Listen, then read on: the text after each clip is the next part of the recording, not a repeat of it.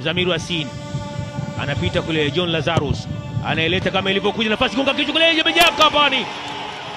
Free header. Free header. TRA United wakitangulia namna hii, ikiamsha shangwe kwa mashabiki na wapenzi wa TRA United.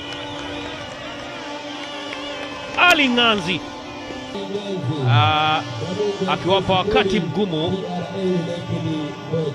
na Mungu. Tizama, John Lazarus aliweka ndani free header ile, mlinda mlango Ahmad Feruz hakuweza kuifuata, alitizama tu kwa macho hivi. Tizama hiyo hapo, Ali Nganzi.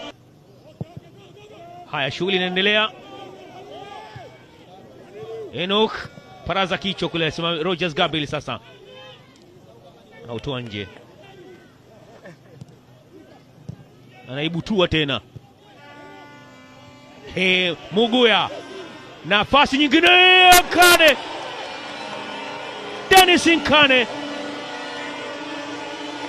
Dennis Nkane anashindilia msumari wa pili,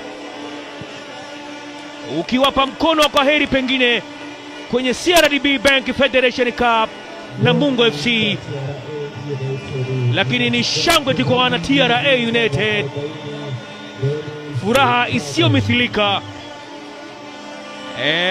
Afisa habari wa TRA United Wagala, tizama, ilianza hivi, akacheza defender akaondosha, Mugoya akaiacha, Nkane akakutana nayo.